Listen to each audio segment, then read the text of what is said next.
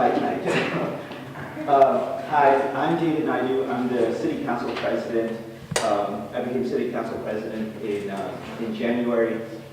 And with me are Matt Gould, who represents Ward 1. Hello. Marjorie Fox, who represents Ward 2. And of course, our Mayor, Nora Radis. I want to first thank Reverend Harriel for hosting us here today, or tonight. I thought I would say a few words and then describe what we're trying to do here and then open it up to you guys.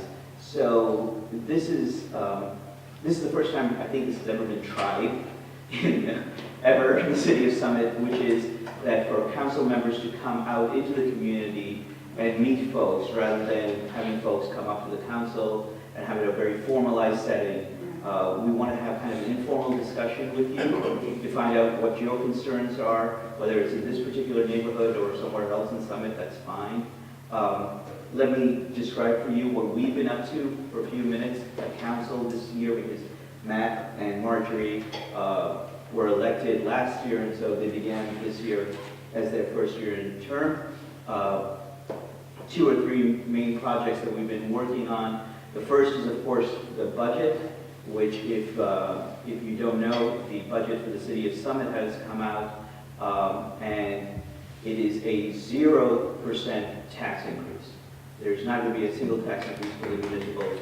Thank you. Which is a rarity. That was awesome. Both among townships as well as including in the history of Summit. It just doesn't happen.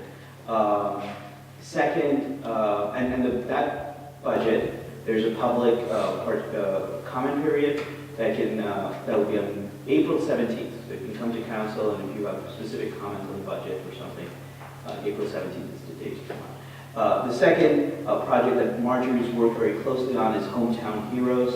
If you've not heard of it, it's to honor the veterans in Summit.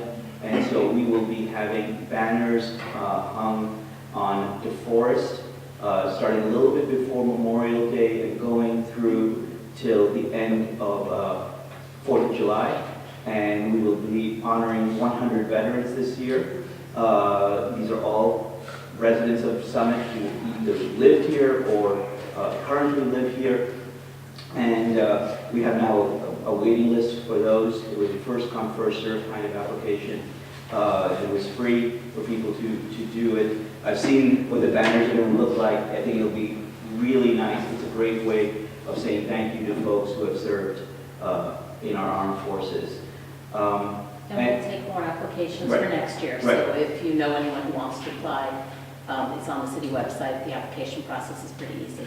Yeah, and so a third thing that we're going to be launching, and this will be on the next council meeting, which is on April 3rd, which is an economic development committee,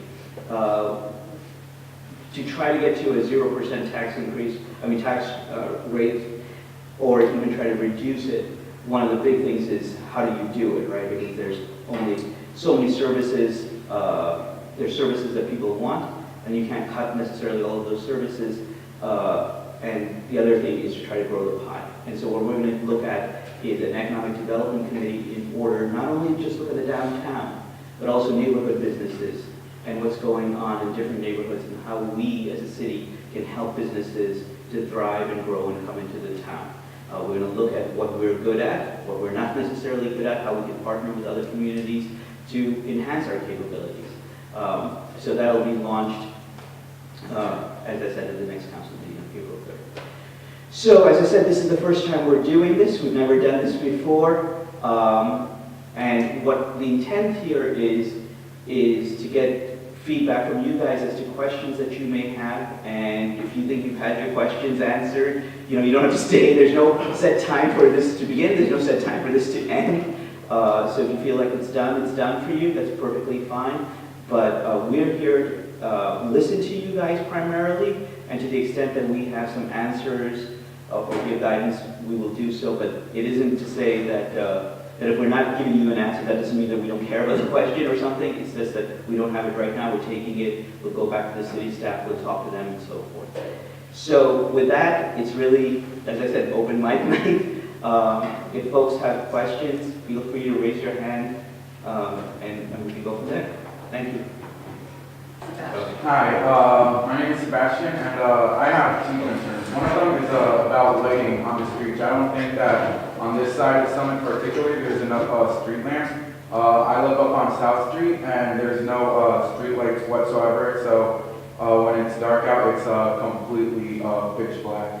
And my other concern is I know that many people on this side of Summit are financially struggling. And during the summer, a lot of my friends like to go to the pool, but there's no like way for them because they don't have enough money for them to go. I'm wondering if there's a price that if you guys can set up like a price where you can lower it.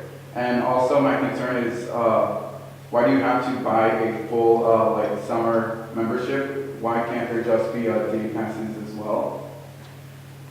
Yeah. So I can talk about, this is Matt, I can talk about the first issue of lighting. I know that because Mayor Ravis and I sit on the Public Safety Committee, and we were talking about another neighborhood that said they didn't have enough streetlights. And generally what happens is, the best way is for you to send me an email that says what your address is and what the light problem is, or you can go on the See Click Fix on the city website and put in your address, put in that. And then what they do is the police department sends out an officer with light meters to read the level of light, and then if they feel the level of light is not adequate, then they contact JCP&L and they get the light put up. The last one I know happened very quickly, from what I understand, from 2 weeks from the question. Yeah, because we had a lot of cars broken into on our street. And the fact that it's so dark is probably part of it. Why it's easy to do that. I can see that. I didn't know you had a lot of cars broken into, and then were they stealing the cars or stealing items in the Just cars? items in the car, thank God. Did they smash windows? No, no. But Hmm. it's dark enough that if the doors, people, not everyone locks their doors, which is really helpful too in our town, right? No, it's not. I frankly think people who have their cars stolen and unlocked with the keys in them should be fined. That's my opinion. Yeah. So these cars are locked on the street, and people. Yeah. It's a little nerve, you get nervous knowing that people are out there at night, and I'm afraid to take the garbage out, it's really dark. I understand. So that's something that should be done. Actually, just tell me your address and I'll. 20 South Street. Okay. So I'll contact the police department about it. You know, I don't make it go through the rigmarole. But there always is a good thing called, it's on the website, and it's a little button on the left-hand side called Report a Concern. And you click on that, and you can, and it goes, and you can say what your problem is, you know, what the issue is at the address, and it goes right to the department that handles it. Before we had this system, people would call City Hall, and then would have to be rerouted, and someone would send a message. And now it goes right through, and you can track the progress of whether it's being taken care of or not. But that's a useful tool. I've reported potholes that way. I've been using it myself lately, and the more people know, the more people use it. The other thing is about the cars. You know, we wrote a little public service announcement. There were only 11 cars stolen in Summit in 2017, so that's for the whole year, very low, I would say. However, I think in all 11 cases, it was because the people left the key fobs in the car. And in the last case, what happened is the car was stolen, taken to Irvington, and when the Summit police were processing the car for fingerprints on the roadside in Irvington, they were held up at gunpoint. The car was stolen again because there must have been something in it that the thieves didn't want them to have. So our public service message was tell people to lock their cars, because it's not just about getting your car stolen. It's about it's dangerous, because you have to assume that the people that were stealing the cars were armed when they were stealing the cars too. Is it a certain brand of car? No. No. If I may, there's a scanner that they can get to tell them if the key fob is in the car. So they can drive down the road with their scanner, and it will actually beep if the key fob is in the car. Yeah, You but can this also is, see, because the mirrors, if you leave your car Certain unlocked, cars. certain cars, the expensive ones, the mirrors don't close. So they can just even do a visual. It's not that hard. yeah, but is this like only for the certain cars that you don't need to put the The keyless Yeah. cars, yeah. But the ones that are getting broken into, they probably are just walking down the street, checking every handle, and then the ones that open it, so that's the old fashioned. That's experience. That's not admitting to anything. As far as the pool membership, why don't we talk to Judith Josephs, who's the Director of Community Programs, she's in charge of the pool and the memberships, and I don't know if there's a sliding scale, if there's an economic level at which, below which if you are earning for students, if there's a student rate. No, I don't know, but I will ask her. There is a student rate. Yeah. There is. Or a youth rate or something. It's not a family membership, it's a membership for a child or someone under 18, but I don't know if there's also a sliding scale for income. I think that's a good idea to have the daily pass because I'll admit, I have a job, I can probably afford a pass if I really made it a priority, but since I work a lot of hours, I don't have time to go to the pool. I'm not going to commit to a summer pass if I know I'm only going to make it 2 or 3 times the whole summer.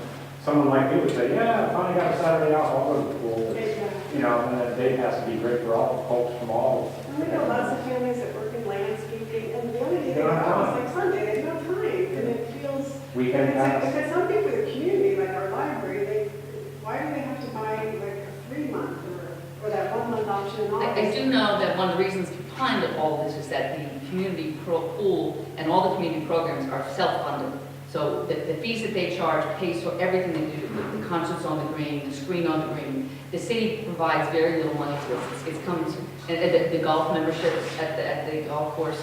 So, there's a balance there. But I think you make a very good point, and I'll talk to Judith and find out what we can do. There might be more money going in for the pool as well because people will have that option to buy a day pass as Or well. attend, I felt like a punch card kind of idea, like maybe 10 visits for the summer. Yeah. Maybe it'd be equivalent to that month of August, but people could feel they could use it from Memorial Day to Labor Day. Right. And so that's like, some families could go every Sunday. It could really change some people's lives. They could have a mini No, vacation. it's a really good question. Because it's a beautiful facility, and I feel bad for some families that can't get in. Yeah. Back to the question you asked about, you mentioned about the lighting or you're on South Street. I have some parishioners who live on South Street, but also on John Street and Yeah. North Street. And do you know if those areas also? I don't think there's lights on Yeah. the streets. I think On there's a none of light those on streets? Park, and there's a light on Broad, but on the streets themselves, there aren't. Because it might be that those streets are parallel to each other, so it might be. And also, does the police ever take a ride through to observe the lighting? Yes. Constantly. Yes, it's part of their routine, and Aaron Schrager, who's our city engineer, Yeah. he periodically has them do a check of all the lights, to make sure what's That might be something to it. Yeah. And we're just looking at Orchard Street. There was a complaint from someone in the community. Or about on lighting. this side or on Over this side? by Bryant Park. Oh, further down. Yeah, and JCP&L is looking into it now, so, was that the one you were talking about? Yeah. Yeah, so it's, Sebastian, can I have your email address and I can get back to you about the pool? Yeah, sebastian.j.heredia@gmail.com. Can you spell Heredia for me? HEREDIA. At Gmail, okay, thanks.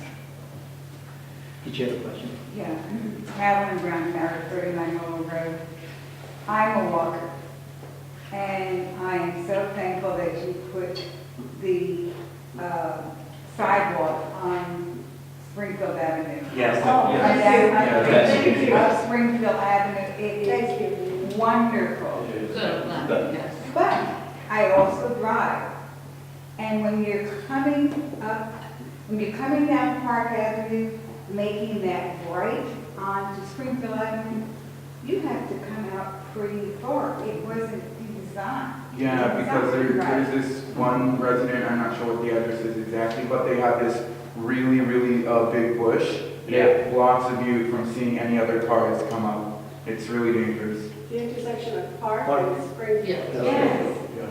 If you need to take a left there, it's really. Take a look, and even Yeah. coming from Park onto Springfield Avenue, you almost have to go way into the other lane to make that right. So I don't think it was designed right. That's right where, you're saying that's right where the bridge is. Yes. Yeah. Mhm. Do you think a mirror would help?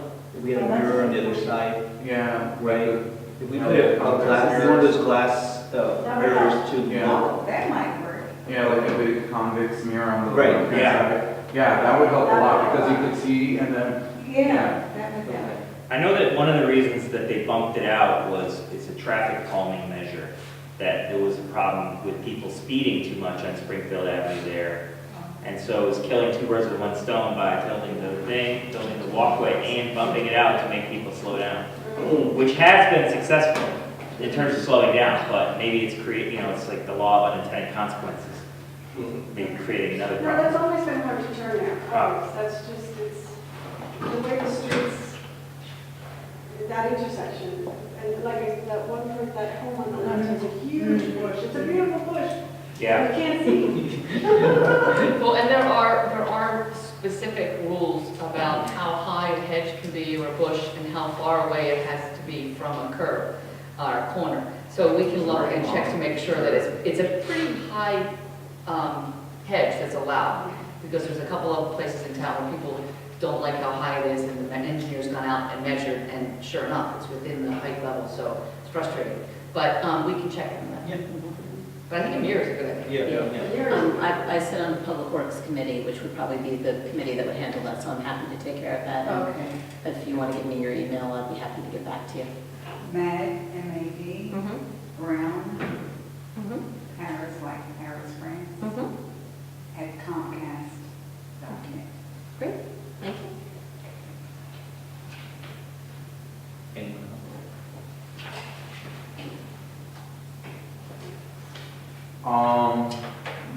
The bridge by the high school, the one going, when is that gonna be repaired? These are actually. That one is the last project. Yeah, We keep it there. It's funny you ask. It's not funny. Every single day I get a question. As recently as Sunday, from 3 little girls from 3rd grade at Lincoln Country School. But even senior citizens, I had a woman come up to me, she was 98 years old, and she wanted to know when the bridge could be done. And I said, I told her when I thought it was, and I said, I'm sorry, it must be difficult. And she said, well, I live in Florida. I'm like, but currently they are telling us the end of May, early June. This year. Yeah, and the major, if you see that there's a big sort of line, big pipe that goes up and over, and that's the temporary sewer. The major sewer trunk line, which is about this wide, is going to be reconnected in the end of April, and then they can roll it out from there. It should be quick. It's largely done. As you know, for the first year and a half, they could only do the work between 2 and 4:30 a.m. because the train runs under the bridge. Every single one of our utilities, all of our electric and FiOS lines, they all run through that underneath that bridge. So it was a big problem, and then recently, our luxurious snowstorm didn't help matters, it slowed things up a little bit. But as the last I heard, last week, was end of May, early June. So it was supposed to take 2.5 to 3 years. It started in August of 2015. Governor Christie shut down everything for 4 months. Then it took us about a month to inspect, get all the crews back in place. So when you think, we'll be under 3 years, and it was projected 2.5 to 3 with the shutdown, the Tappan Zee Bridge was done quickly, but they were able to work all day and all night. Yeah. But yeah, it's because of the commuter line. So it'll be done, and it had to happen, obviously. It was not safe. We couldn't run emergency vehicles over the bridge anymore. So, and we'll have a parade or something. We should. I have another concern. Sure. I'm a realtor here, I own a company here in Summit. And I listed a house at 464 Ashford Avenue, corner of Ashwood and I drew a blank. Both, Russell. Oh, sorry. Oh. The house next to it has several cars, trucks going in and out. And I had at least 3 developers and 3 people who wanted to buy the house who commented the number of trucks, because as you look from 464 Ashwood right next door, there are trucks and the front porch had boxes. I mean, it just is blighted, and they look like they're using it for a commercial. We've had a lot of conversations about this at the safety committee, but I'm going to give it to our chair of safety because we've got some information to share. Yeah, this is why I pulled out my computer in anticipation of this question. So, the public the commercial vehicles in East Summit is a problem that we encountered when I was canvassing, that people have been bringing up, and that's something that we're really working hard on.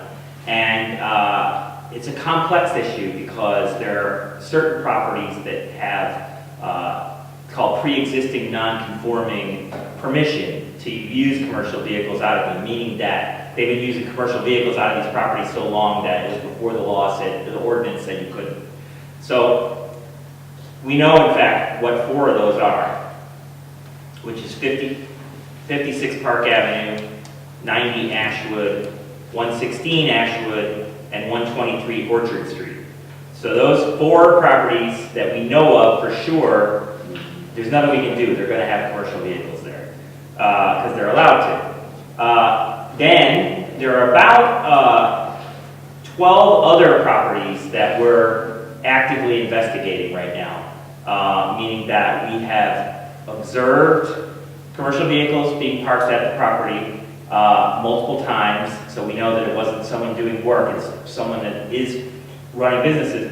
And then what we have to do now, well, I say we, none of us are doing it, it's our great city employees that are doing it. They're going back through all the records, the property deeds to find out like if they've been allowed to have those vehicles there or not. So it's a big job, but it's one we're really hitting head on, and then we are going to start ticketing them relentlessly to get them to stop. That's really our main weapon in this battle. So what I was going to ask tonight is that residents around here can help us out, just like you did, by giving us the addresses where you're witnessing a lot of commercial activity so that we can add it to the list that we're investigating. And you can do that. And a picture, yeah, if you can. A picture with the phone would be great. I don't want anybody to get into an altercation with anybody, but, What is the ordinance? People aren't allowed to have any commercial vehicles? Oh, yeah, so to back up, there is an ordinance throughout Summit that you're not allowed to park commercial vehicles on residential property in areas that are not zoned for commercial vehicles to be parked at, which is most houses. You can park them in your garage, but not outdoors and not on the street. What does commercial vehicle mean, like a van, a painting van, or Yeah. just a? Yes. Anything that has probably a commercial license plate, you would have typically those things have a commercial license plate, right? So you're saying you're allowed to have a commercial vehicle as long as it's parked in your garage? That's the zoning law? That's my Yeah. understanding, yes. My understanding was that if you are grandfathered, this is and I have to read the zoning again. My understanding was that if you're grandfathered to have a business out of your house, it has to be one commercial vehicle and it has to be garage kept. So, I don't think that's correct, but we'll double check that. okay. This is what, I will double check, but Yes, I please. have been, diving into this with the city staff, and what I understand is, you don't have to be grandfathered. Anyone can have a commercial vehicle, in their garage. This is my understanding. Some properties have been grandfathered in to be allowed to have one commercial vehicle in their driveway, and some properties have no restriction on how many commercial vehicles they can have in their property. But they would know it. If the people that have that grandfather clause know that that's true. But we think that what happens is that other people who move into Summit, they see a lot of commercial vehicles parked around and then they think they can do it too. I don't know. I know it's a delicate issue because some people have commercial vehicles they want to park, but in general, I think most residents feel that it makes it hard for them to sell their houses. Can we exchange, and then point us to what ordinance number, because at our meeting, this was discussed often, and some of the real estate agents actually took the language from the zoning regulations and, verbalized them at the meeting. So we would like to know what ordinance that is regarding the commercial vehicles and how many you're allowed to have, whether it's zoning requirement or not. We would like to know where that is written so that we could announce it at our meetings. Sure, we can send you Because that. there's a lot of Send it to you in days. confusion right now. There's a lot of confusion.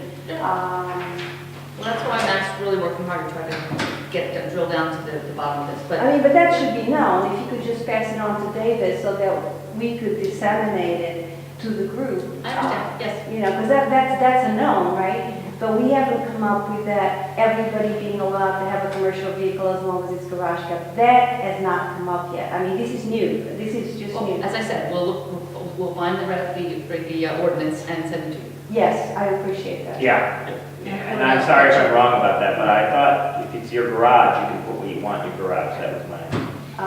Right, I mean, that's not our understanding, but if you, Okay. I mean, we really want to know what the, Yeah, It's not a problem, Yeah, look at the it, find ordinance. the ordinance and send it to you, and if we're wrong, right, or whatever. right. And the report of concern function on the website is a great way to tell us about these kinds of issues as well, if you see something.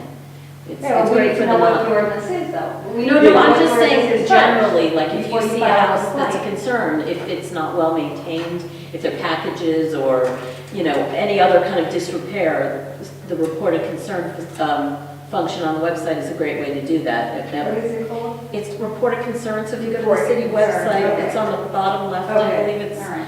and you can upload pictures, and it's a helpful thing because then it gets assigned to the correct staff people who go out, and we have property maintenance people who will look. So if a property isn't being maintained well, which you said that this one wasn't, all of that stuff can be looked into, and that's a great way to do it so you get your concern addressed quickly. And they really are pretty fast about it.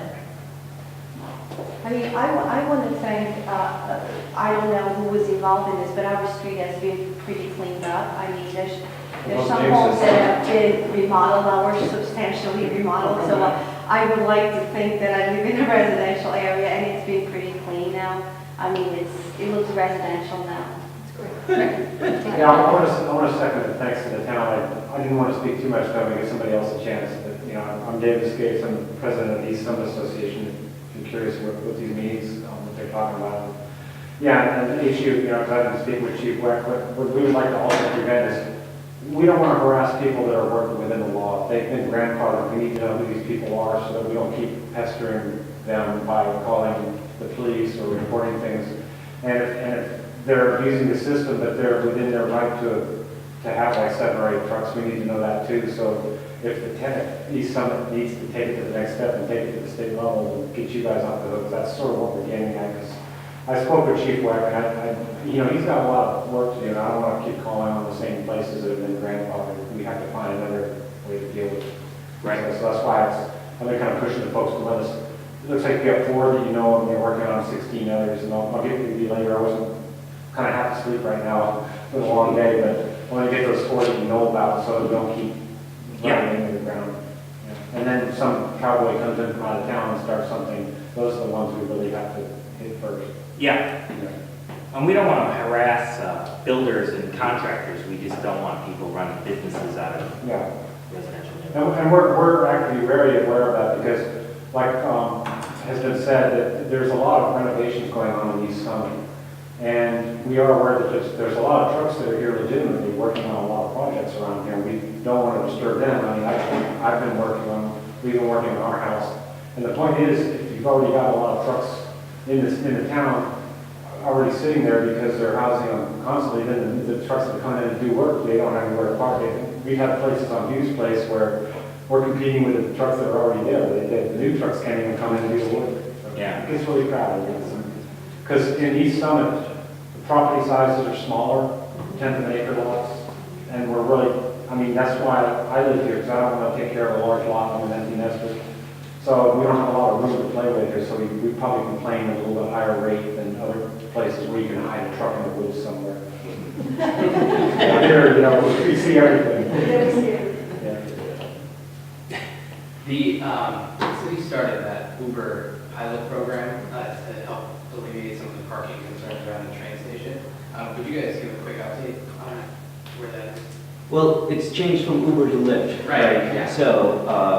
So we changed it in order because part of the reason we changed from Uber to Lyft was that Lyft allows you to make reservations ahead of time, and so you could schedule your pickups. The purpose of doing this program is parking in downtown has always been an issue. And then the question is, what's your solution? So if you were to, one solution is to build another tiered deck garage that's publicly financed. If we were to do that, just so people understand, it costs something like $25,000 per space to do it. So it's a very expensive proposition as far as something to be done. So in order to avoid spending that kind of money, the idea is, well, can we get people who are commuting in and simply have them come and take a Lyft car, and then they don't have to use it. We were hoping to get like 100 or so people to do it. It's not reached its potential yet, and we can't tell. You know, we're trying to figure out, well, what is it? It's maybe just that people are so used to taking their own car, and it is that they like the convenience of knowing it's their car waiting for them when they get out, or it's that the pricing is that, you know, we subsidize the Lyft to be equal to basically, so you're getting picked up, dropped off and everything, you're paying only $4, which is the same as the parking rate. But it may be that that's exactly the reverse, that people are spending, like, I can just drive my car for $4, why do I need to wait for somebody to pick me up? I don't want to wait for somebody to pick me up. Well, I think we had a maximum of 100 people could sign up the first year, and now it's a maximum of 200. And close to 200 people have signed up, that they don't Use it. They don't use it every day, Yeah. because not everybody goes into the city every day. Or sometimes you're going to go into the city, but you want to have your car because you're going to do something afterwards, or you want to leave your car at the train station. The other thing is the reason that we switched to Lyft, and one of the reasons we knew we wanted to put it into the RFP to request the ability to reserve your car for pickup, is that when we did surveys to the users, it was clear that people, the number one thing they wanted was to be able to reserve in advance. Because even if there were not that many times that a car was not available, but it raises your anxiety level if you don't know for sure that the car's going to be there at 6:45. So this way, Lyft said, yes, we can do that. Uber did not provide that option. The other thing people didn't like was that we had them being picked up to avoid congestion at the train station right in front of, on Union Place there. We had people, the Uber drivers, picking people up in front of the post office. And that was frustrating for people, partly because sometimes the Uber app for the driver would tell them to go to the back of the post office, which was really frustrating for someone who's had a long day work, coming off the train, and then they're going to the back of the post office trying to find the car. So we switched that up, and people can now be picked up at the train station itself. The Lyft drivers don't have to go to the post office. And I think we're seeing a slight uptick in the usage. We might consider other segments of the community who drive to work and park in town. We don't know, but it is something that we still would like to consider and look into more. Just because to further eliminate the number of cars that are parked. I mean, even still, if we have 50 cars that are not parked downtown all day long because someone used Lyft, then you've got 50 other cars that can park in those spaces. They've created effectively a 50-space garage for a fraction of the cost that you would otherwise have to pay for a garage. So it's a pilot, but it's not a pilot anymore. No. It's having some impact. Is it having the impact that we would really like ultimately? No, but we can still tweaking. Paige, you haven't advertised it enough. I mean, this is the first one I'm really hearing that, so inexpensive.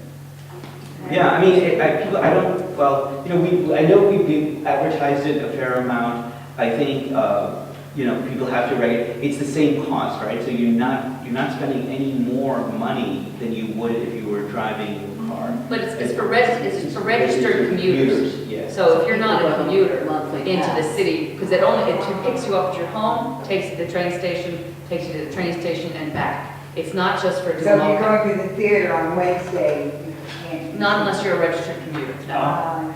And you have to be, they'll pay you for the whole year or whatever, that type of, That I don't know. prepaid? No. No.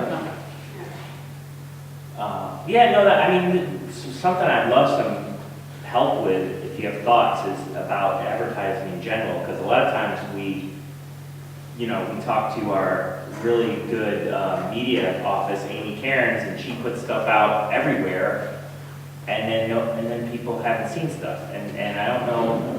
I know that this is an issue everywhere. human nature, but how do we get people to see stuff? I don't know, but I'm gonna make a pitch for, please sign up for notifications. Go to the city website, and it says notifications, you sign up and you get a push, and there's a whole list of things. You can get notifications about parking, about recycling, about snow removal, any number of things. And you only have to check off the things that you're really interested in getting notifications. So I would encourage everybody to do that. And also on the webpage, you can sign up for the Swift Alert, which is Swift Reach, which is the phone call that you get in an emergency. I can't tell you, I know I sent out 3 Swift Reach calls during the snowstorms.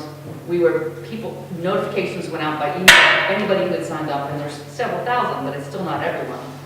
I still got emails after sending out notifications twice a day, basically. I still get emails from people saying, I can't believe the city hasn't said anything about the snow. So we have, but you have to let us know where you are so that we can get that notification for you. And if you have elderly neighbors or neighbors who you don't think are online, who don't get email, or don't look at email, just keep that in mind and share that information with them, because otherwise, everybody has phones. The Swift Alert comes by phone.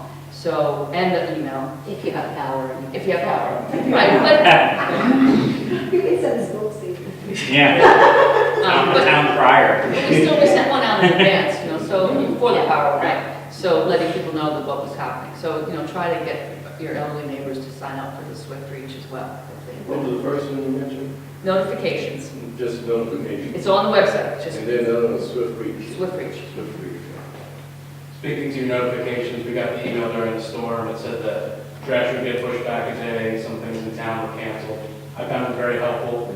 I saw a lot of people bring their recycles back in, they weren't sure when they'd be picked up again. And I knew on Friday they put it out. Exactly. So it was very helpful, I will Yeah, say. Good, You thank do you. have to sign up for it though. Right. If you don't, you can't expect it. No, but it's there, and it's the best. I'm repeating that urge to everybody to please sign up and share that with your friends and neighbors. It'd be great. The thing is, it used to be, we had one paper, you could put information out there, everybody would get it, it'd be easier. Nowadays, there's so many ways of communicating, but yet in some ways it's much harder to communicate, right? Because people are inundated with, okay, this thing, that thing, and you get your emails, and you get, so many emails from different things, and you usually just swipe delete, and you're not focusing. But as the mayor said, I mean, when we're trying to communicate information about things that actually will have direct impact on how people do things, it is helpful to sign up for these different types of alerts. And I don't think that many that are put out unless it's really No, necessary. it's the Swift Reach particularly, we are very, very careful not to put them out unless it's an absolute emergency, because then it just becomes white noise. People don't listen. So, I see that Hometown TV is here this evening. Is this going to be telecast? I believe so. That's the intent, yes. The reason I'm saying a lot of seniors may not utilize the social media and all that, but they would need to know exactly when it's going to be telecast so that they can watch it, because sometimes it's telecast and they miss it, and then it's not telecast again or something, so. Reverend, I wish I knew the answer to that question. I don't know. And I'm looking at the people at Hometown TV and they I'm know. just saying, they can, going forward, maybe they can Yeah, absolutely. Well, do that on the website. right, and they can also put it on, because some of the seniors aren't looking at the internet, they're not looking at the At all. website. But you can put it, but they are watching Hometown TV. Right. So you can put a note, right? Can't you put an advertisement on Hometown TV about when this is going to be telecast? Yeah, we can make like a bulletin board slide. Yeah. Okay, Right. great. Great, Yeah, that was fine. great. Thank you. Great. Any other questions, comments, suggestions? Complaints? Well, I'm glad everyone came. Thank you. Thank you for coming to our dinner. Oh, you're quite welcome. We have no idea whether this is going to work out. Oh, wait, Sebastian, you have another Yeah, one more. Yeah, absolutely. Take as many as you want. Yeah, sorry. That's okay. On Broad Street, on the side opposite on Wallace Chapel, the sidewalk there is very, very jagged. Like there's roots coming up and it's like broken in a lot of places. So I'm wondering if you can fix that. Sebastian, I want you to take out your phone and download the See-Click-Fix app, which on our website is called Report a Concern. Don't ask me, but See-Click-Fix Summit. You go out there in daylight, take a picture of that, and send it right to the city, and they'll look into that sidewalk. Okay. And just tell what the exact Yeah, write the address. address or the address, Right. or cross streets, right? So people know. And that's the sidewalks, Are the responsibility. the responsibility, how much of the sidewalks is the cities and how much is it homeowners or the whatever? Yeah, that's right, that's a very good point. Good. The sidewalk's owned by the home, is a responsibility. Because some of the trees. But then the city can go to the homeowner and And say, say, you need to fix fix this. this. Okay, but for instance, in front of, I live right next to the church, okay, and in front of the church, there are trees. The trees are planted by the city. Right. The tree roots are uprooting the sidewalk. Now, you know. I hear you. So I just want to know. Definitely the residents' fault. I lived in the house and I had tree roots pushing up the sidewalk and I had to have this root shaved and put new sidewalks. Oh, really? Right, and I know people that have refused to have a free tree planted by the city on their property because they didn't want the roots uprooting the sidewalk and then have the responsibility of fixing the sidewalk. I think a viable alternative was, since the homeowner allowed the city to plant the trees, that should be a compromise solution, and that at the first notice of uprooting, that should be taken care of, but any subsequent ones, then the property owner might, you know. Because, I mean, this is not something. No, this is not, Doesn't yours happen at not, all. it's, but we're also working on a sidewalk master plan, because I think one of the things that is very important, as we talked about before with Springfield Avenue, the connectivity between different neighborhoods. And sometimes what's happened is you have sidewalks that go up to a certain point, then they end, and then they may continue or they may not continue, and then you're like, what the heck, I was on the sidewalk, where am I now? I have to be on the road. During the course of this year, we are going to come up with a plan to present to council and the public to look at, okay, where are all these sidewalks? How does it make sense to connect them? And really focus first on the ones that are incomplete sidewalks, what I would say, right? Rather than constructing a whole new series of sidewalks, first let's finish off so we can get a complete set. Because we talked a few minutes ago about parking. Big issue for us, of course, is that, we have to make the ability for people to access different things. And if we say to people, okay, we're not going to put in proper sidewalks or what have you, then the only options they have is to drive around. And we have issues with pedestrian safety as a result, we have issues with parking, we have issues with congestion. All those things we're trying to alleviate through looking at sidewalks and looking through bike paths, trying to figure out a bike master plan during the course of this year, and to try to see what safe routes for bikes to be on, to look at placement of bike racks. We're working with a nonprofit to, there is a bike storage locker by the train station that's not really used and nobody knows about it. We're working with a nonprofit to rehabilitate that into a brand new building that they'll pay for or get grant money for, and it'll be a way of getting people incentivized to bike into town, and that helps as far as all these other issues. Sebastian. Relating to that, on DeForest Avenue, there is this small bike lane. It continues just on DeForest and then just stops.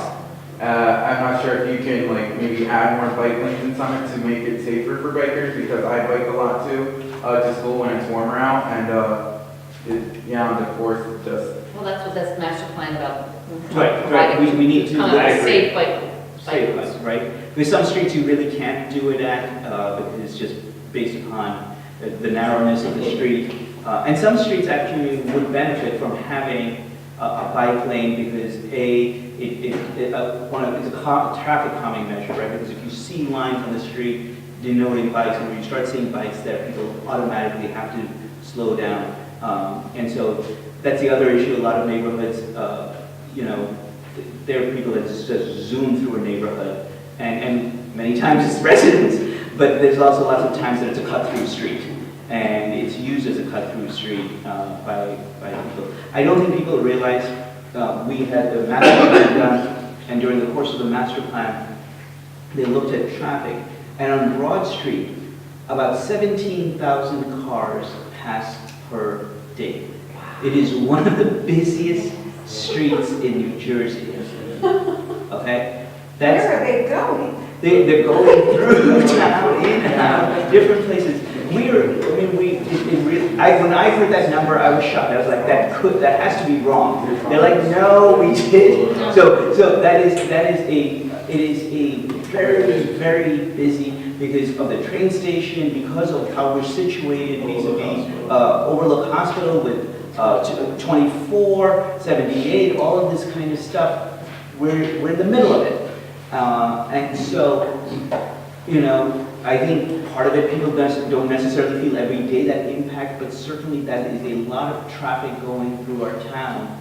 And so we have to try to figure out ways of not having our town being used just as arterials. Right. Yeah, we don't want to become Leonia. No, okay. And part of the reason for that is, we're a town of 22,000 people approximately, but additionally, 17,000 people commute into Summit, to work in Summit every day, who do not live in Summit. Schools, hospital, Celgene, all the offices downtown, all the retail. So, that's where that 17,000 comes from, not just residents, but people that move here, or that work here. Yes, There's a big pass-through too, because I commute a couple days a week from Milburn back in at 5 o'clock, 5:30, whatever it may be. In a pass-through, to avoid 24 or some access road, we can use amazing. Right, yeah. Yes, please. We sent out a survey about Woodland Avenue, whether you would consider the speed bumps. Speed humps. Speed hump, speed bumps, speed humps, Right. or flashing lights. Right. And I wanted to know what I remember writing to Chief Webb about it. I told him I don't want to be the person who caught. But because I live right off of Woodland Avenue. Yeah. Going 25 on Woodland Avenue is something you have to remember. Yes, it is. Right. And I've been there for 20 years, Right. okay? My son lives on Canubra, another road, that's even faster than Woodland. Yeah. It's a highway. Yes. And another thing I've noticed, and he's pointed it out to me, and ever since I've noticed, everywhere you put the speed signs, you're doing 45 miles an hour, it's a 25 miles an hour. There are people who challenge. Oh, really? They want to. Yes. How fast they can go. The high score. Okay. So they're going down at 45, 50, 60 miles an hour to see how high the number can go. So I'm not really sure that's working. The one on Hillcrest is in a really poor spot too. That one's really bad. But my original question is, what was the result of the study on Woodland? I own a home on Woodland. I don't live there, but Well, the result is, we're still working out the plan, but the most likely scenario is putting in speed humps in 2 places. Speed humps are great. It's not speed bumps. Not if you live there. Well, Why do you think? Because if you live there, the noise that comes all day, the people will hear boom, boom, boom, boom, all day. And if you would live there, you would not want that in front of your doorstep. I promise. it's really a serious problem. People I know. speaking like They're that. all over Jersey City where I commute to often, and the people there that I've come to know, they despise them because of the noise. Are they? They rather. Are they bumps? speed. Are they bumps or They're humps, not bumps. They're the So new ones. They're the wide ones. They're underneath the ground with asphalt on top of it. Like, there's, they have the ones that are wide, but they're like metal that are put on top with like No, yellow lines. You have them and they go over them, or are they the ones that have it covered with asphalt? It's a hump that's 4 to 5 feet wide, right? And they go up, they flatten out, and they go down again. It's made of asphalt. It's all asphalt. It's Well, all- It's supported underneath, but it's asphalt. That's what I'm saying, they support it underneath and then there's asphalt, okay. I Even that The makes noise factor of the residents who have to live there is horrible. One thing I've been told is that they do look at placement, so it's not placed right in front of your house necessarily. Like they try to put it so it's between houses. They are aware that there are noise issues. I think they're less with the speed humps. But they do look at the placement as well, so. Oh, I hope, I The- walked my dog, God rest her soul, passed away this year, but that was my route to walk her. And you take your life easy. Yes. You See, take that's your the life problem, easy, that's, you that- walk that's the exactly walk. the problem, right? Because it's like, the problem is that Woodland, Canoe Brook, there's other Butler. roads that Butler. are Butler Parkway. but Blackburn Road. Yeah, they are just speed, the people just speed down because it's a flat stretch. You can see the horizon and the people are going down. I loved your idea of adding more bike lanes, or the gentleman's idea behind me of adding more bike lanes in town. A lot of people bike Woodland Avenue, a lot of people bike Canoe Brook. I'm speaking of those two streets because that's what I know. Yeah. I'm sure there's many others that you know. But if you added the green paint bike lanes and narrowed the road down a little bit, because they're high, like Sunset, Yeah. they're highways. So if you can find money in the budget to add bike lanes, that would be wonderful to slow the traffic down a little bit and maybe avoid flashing lights and humps. Yeah. Well, the humps, They're very, as Marjorie said, they are definitely, there was people, I know in the survey, there were some people in the survey, and I don't know all the details, we can find out Thursday at our safety meeting. yeah, But there were some people who were very happy to have deep humps, because, most, I would say. right, because because they live there, they know what a problem it is, and they're worried about the safety factor. And I know that Chief Wex said absolutely, and the engineer talked very carefully about making sure that they put them, one, where they can be most effective, but really more importantly, not in front of homes, but sort of on the property line, so that it has less impact. I've seen, I hope you look at the idea though of adding bike lanes. Sure, Sure, absolutely. More lines. Yes, We are that- all lines. And then there actually is another method, I think they're called fog lines, where they narrow the road by just putting lines in. They did not, they're either doing it or they've done it on Blackburn Road. They did it. Right. They did it. So And there is, and that's on Woodland just- Avenue, it's a there is visual like a thing. sidewalk lane. Yes. That they created by putting the line out further, which was a wonderful idea too. But it wasn't Adding enough. a bike lane would really, I think. We are planning on doing that. I mean, the most immediate thing is probably the speed hump. Also, I thought the houses were set farther away on Woodland. Like, most people have pretty long driveways. Well, they're 50-foot fronts on Woodland. So that's why I thought the noise would be, We'll have to see, you know, I can frankly, drink from my I wouldn't. we all can. I think we need to be careful about putting bike lanes on a road where we already know that the speed is a problem. I just don't know that that would be. Yeah. Yeah, Woodland is a challenging road because parts of it, I bike Woodland. It's challenging to bike it because one, it's uphill, but two, it zigzags, right? From the top, it zigzags and then it kind of flattens out. And so it's the people who are coming, in some ways, when people are gunning it up the hill, so there are people speeding going up the hill, and then there are people who are coming down, and you're also speeding because suddenly you've picked up speed as you're going down the hill. They actually go faster going up there. Yeah. But Woodland, when we did the studies, I'm sorry, because we did traffic speed studies all over. Woodland actually had the fastest average of any street in Summit. Really? Yeah. I would have thought his. I can't believe how fast it is. In terms of how much faster over the speed limit. Because they fly on the road. No, yeah, but I think the speed limit on Broadway is 35 or 40. Well, it's 25. 40, it's a county road, we tried to see it, Yeah. and the county won't lower it. They're covered by the No. town. So it's, what I mean Because it is, receives so much traffic, and it's just an arterial route. I think the average speed on Woodland is 38, Yeah. which means that half the people are going faster than that. From the point there, I'm sorry, there's a question in the back, but from the point of Hillside and Woodland there, right at the top of the hill that you were speaking about, on the right side of the street when you're coming down, there's not a single speed limit sign.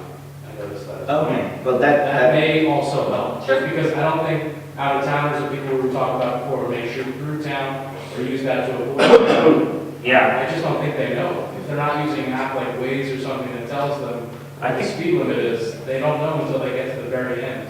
I think that's partly true, but I also think, most of the speeders are They speed anyway. Summit residents. Okay. This is what I Yeah, believe, yeah. Yeah, we had some concerns that people that were saying that people were cutting through Hobart and Whitridge to avoid, 24 or whatever, and the person said most of the people that are stopped for speeding are out-of-towners using Waze. And then the Chief Webb went back to look at all the summonses, 90% were Summit residents. Sorry, did you have a question? Well, a couple things. And I've seen speed bumps work well. There's an area in Milburn that has a cut-through area back out to Milburn Avenue and that, and they seem to be effective. My son lives in Potomac, Maryland, and they've got them in a couple of places. They're located in areas similar to here, and they seem to be very effective. And that area has a lot of people walking. It happens to have a large Jewish population which walks to synagogue on Saturday morning, etc. And it can be very hazardous to people to do it. But it works pretty well. Thank you. Yes, please. What do we do about our homeless that are occupying city parks, benches? That's a thorny issue because the homeless have the right, according to state law and Supreme Court decision, to occupy public spaces as long as they are not being threatening or having disorderly to conduct.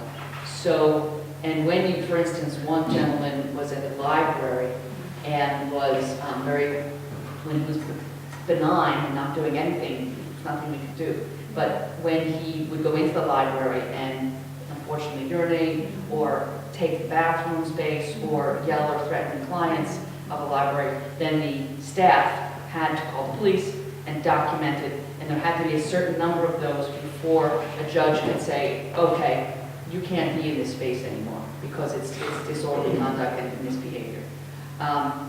One of our residents, our homeless residents, is a man who had been at the library. He often would spend time in the train station.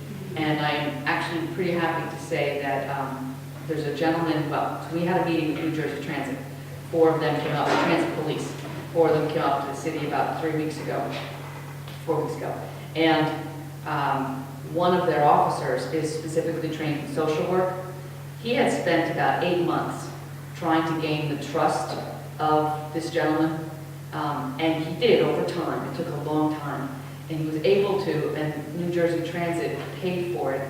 He moved him to a facility in South Jersey where he is living. He's receiving treatment twice a week, and he's in a better place. Yeah, he's got housing. He's housing, and he was willing to accept it. He years and years ago worked for the city of Summit. So I think that's a good thing. He also tended to set the tone in the train station and other locations.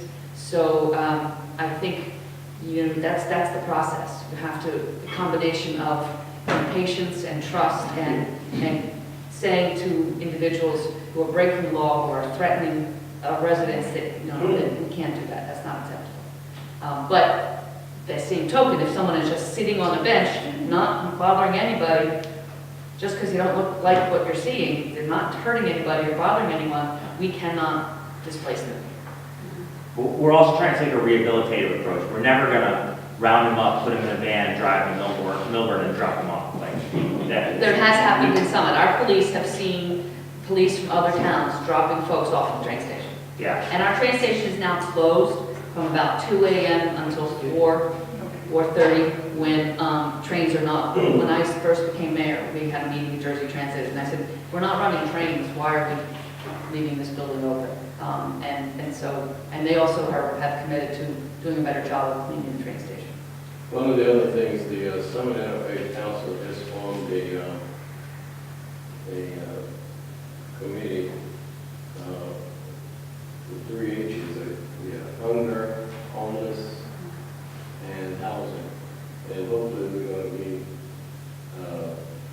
working with the city and the police to address some of these concerns, because if we don't address it, we're not getting our hands. So, Yeah, I think that's wonderful. And another thing I learned over the past year is people from outside Summit think we're just an affluent town and we don't need anything. But Summit is a lot more diverse economically than you realize. And there's a lot of people, you probably, is it 18% of people who, receive food benefits.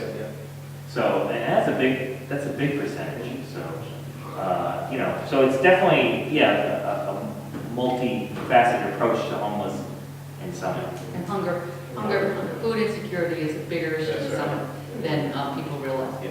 But the number of people who are living or hanging out all the time at the train station has decreased significantly. And that's partly because it's been closed. People, South Orange have closed their train stations, so folks are just coming here because they can be here all night. So it's a combination of rehabilitative approach and just being, you know, educating people at the library, the staff, that when something happens that's threatening or difficult, you gotta report it. You have to make a record. And then also trying to work with other organizations to help the basic root of the cause. But this gentleman, this officer, Sean, I forget his last name, he was pretty amazing the way he was able to create a relationship with the gentleman at the train station and earn his trust. But it took months and months. At one time, Summit had a social worker, a part-time social worker that worked with Summit and also with Plainfield, I think, I'm not sure. It's just Plainfield now. And this Plainfield now, so does Summit have any access to that social worker, or do it without a social worker completely? We can access some support periodically if we need it, but we also can access a social worker from Union County. From Union County? Yeah. Okay. But we don't have a social worker on our staff. And that was going to be my comment too, from a humanistic perspective. I mean, we're listening to the news, we're trying to help everybody else coming into this country, yet the ones who live here. And I worked at SHIP, you know, to do the breakfast for a year. And I got close to a lot of those people, and a lot of them have addictions. They were workers, you know, Right. whatever happened in their lives just made them homeless, you know, and we abandoned them. I mean, it really touches me when I would see them at the train station and I would bring them food and stuff like that. And at some point, I didn't know whether I was encouraging the situation, but I feel appalled that we as a society are paying attention to those who are coming from other countries, and we're not taking care of the ones who are right here at our doorstep. You know, those people need help. I appreciate that. I think this committee is going to make some inroads once it starts working. It's Yeah. going to identify the problems and coming up with viable solutions to those things. Yeah. No, I mean, not to be political, we start talking about income inequality, which is the biggest issue in America right now. You know, when the stock market's doing so great and unemployment's so low, but yet so many people are left behind. It's you know, we're trying. I think we have a better handle on it at a municipal level than they do at the federal government. That's So you for do. sure. You do. Thank you. Thanks. You do. We try. Thank you. Well, thank you all. Before you go, Sure. the East Summit has in East Summit there are certain areas that have parking problems, you know. And for instance, we have 12 parking spaces behind our church that we allow some of the neighbors to park because they have nowhere to park. But that was something that council ordinance or something that about not parking on your Grass. On your grass. On your grass. Speak to that, so I want clarity on it. So how is that going to work? Because I know there are some residents in this immediate section have nowhere to park. You know, they didn't have the spaces here, and it's interesting because once we opened it up to them, if they were not there, all of a sudden others came in that we know nothing about. They just park, you know. So how is this? Right. What are they to do, and how does that ordinance work? What are they to do? Well, the way the ordinance works is if you park on your grass, that you have your driveway, which can be a certain amount of space of your yard, a certain percentage, which I think is 30, whatever it is, you know, It is what it is. 30%. You're allowed to park in the driveway. If you park on the grass, then you can get a ticket for $100 for parking on the grass. So you pay to keep it right? No, but you can't, because then you'll be covering up too much of your yard. Okay.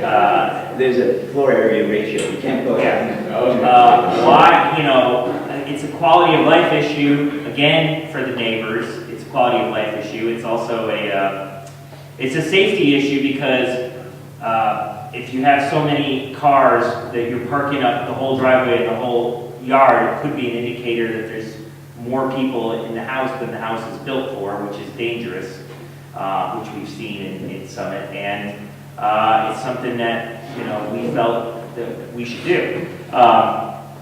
Where people should park that have cars that don't have a driveway, that can't park on the street, I don't know. Yeah, that's my question, really. Yeah, It's no, I not a understand lot. that. It's not a lot, but I know some who've had that situation. Yeah. I think the municipal lots are available for people to park there overnight. Because there are certainly people who live in apartments that are not that far from the municipal lots that use it for overnight parking. And in the morning, you see these people go and take their cars. There's a permit. There's a permit for that, so that's one option that you have. I think, you know, as Matt said, I think part of the issue is going back to, you know, when you're trying to sell a house or people living in a neighborhood, if you have, you know, how cars sitting on all over a lot, you're going to probably have an impact on people's house values that own next door to it, right? So that becomes a problem. And then we come down here and we talk to people and they talk about how there's multi-families that sometimes live in a single residence, and if you have multiple cars, as Matt said, that may be an indication of that. So we're trying to address some of these things, but it is a real concern that some people who don't have it. But if those people, if there are people like that, they should reach out to us. Let's try to figure out a solution. We're not trying to harm people who have no option, right? I mean, that's not the intent. The intent is not like, oh, we're going to punish you because your lot doesn't have a driveway or whatever. So let's figure out who those people are. That's a good idea. They could reach out to us. I would think that we're helping the overwhelming majority of people in town. And if some people are hurt by it. And it's not intentional to hurt those people. Yeah. Are there any other questions, comments, concerns, thoughts, I ideas? was just talking to Madeline because regarding the house that she was listing who is having trouble. I mentioned it already. Right, my question is, can this be made a priority, so you could look into it?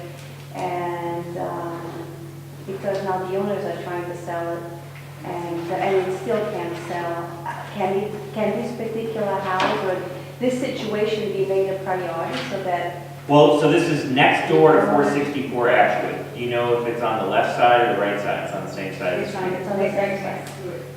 I mean. Like if you're facing It's 464. What's the address of the house? You think that's it's the problem? 462 Ashwood? Yeah. What's It's the next address? door. Make sure you get the address right, because I think there's that's the famous one that we all complain about the most. It's 60 squares, what did I say? You said 464. 464, I You thought. know what, I'm thinking of Maplewood, I'm sorry. Yeah. Okay, so It's 62 Ashford Avenue. And that's the house that has the multiple vehicles. No, that's the. That's the one you're selling. That's one that I was selling. And do you know the address of the house that has the multiple vehicles? it's probably 60 Ashwood. It's It's probably 64 and 64. 66, but in addition to that, their front lawn has trailers, has junk, has 64. has indoor furniture. I mean, it's really a big junk house. Fine, okay. We can No, ask but- them to look at it. This is the one. I mean, It's the famous one. this is the one with the pre-existing non-conforming. Is it 64? There-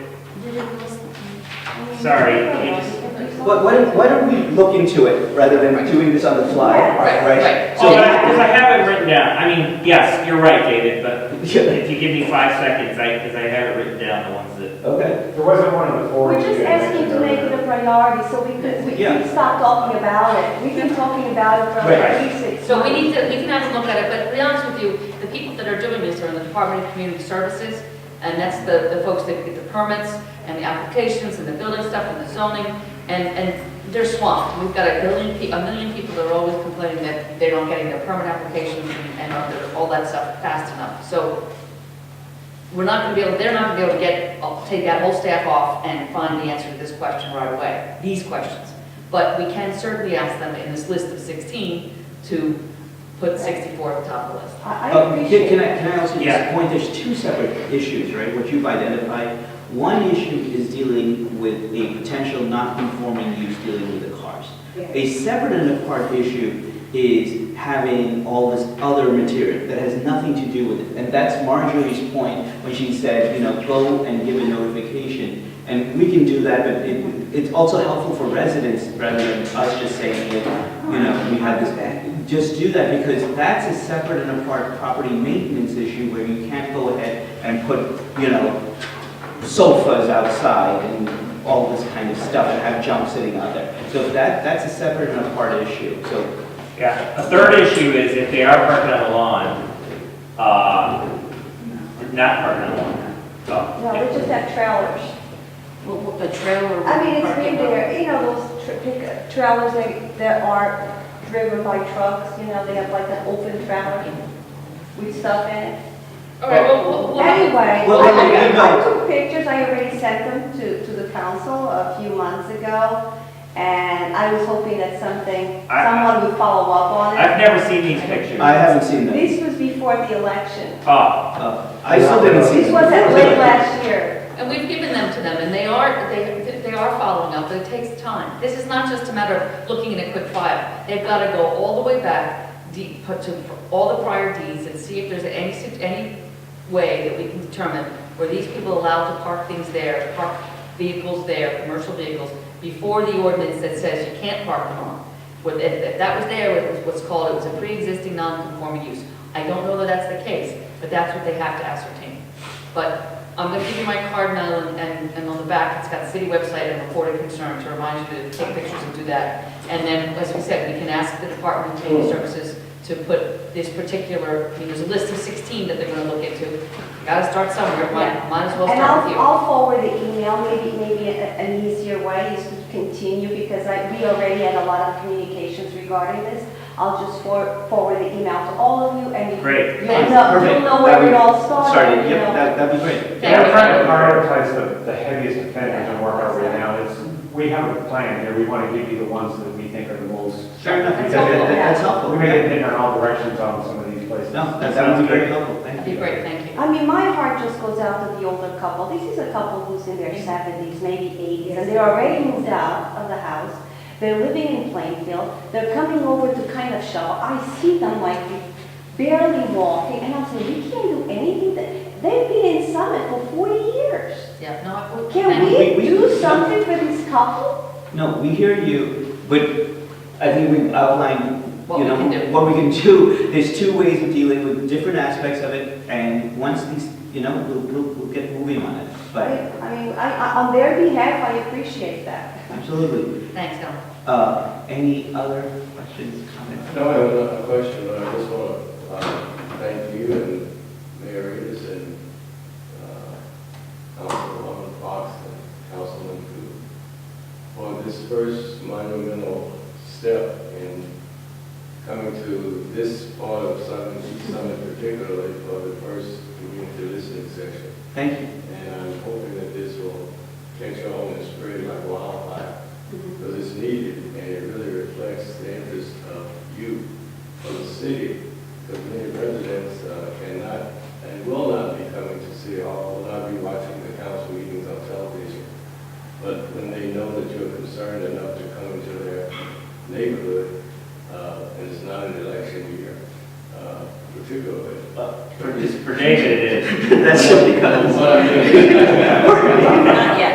Not yet. And also, It means a lot. Well, and once, ever Thank you. since, and thank you, I appreciate it, I'm glad. But, and also, once a month, ever since I've been mayor, I come on either a Saturday morning, a Saturday afternoon, or a Sunday afternoon to a different location in town called Meet the Mayor. I'm there for an hour and a half, just people that come in. So I spent from 1:30 to 3 at the Dunkin' Donuts on Morris and Ashwood this past Sunday. And I'm at different cafes, and sometimes people come by, sometimes people don't. But the whole idea is that I'm out there, and you know, I'm going to do that every once a month. So I'd love to have people come by and visit. It's a lot more interesting than sitting there looking like a loser by myself. Yeah. You know, we didn't know when we started, when we were thinking of doing this, whether, first of all, how this would work out, and, you know, but I think one of the nice things about it is when you're at the council meeting of 3 minutes and people come up there and sometimes they'll prepare text and it becomes very formal. This, I think, actually achieved what it was,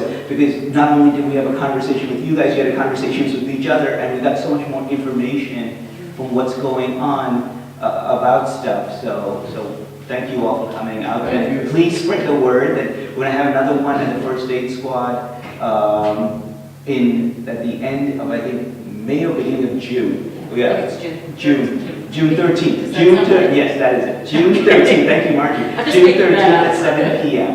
And tell your friends, like, if they couldn't come tonight, go out there. It doesn't have to be you live in that side of town or whatever, just anywhere in town if you want to come.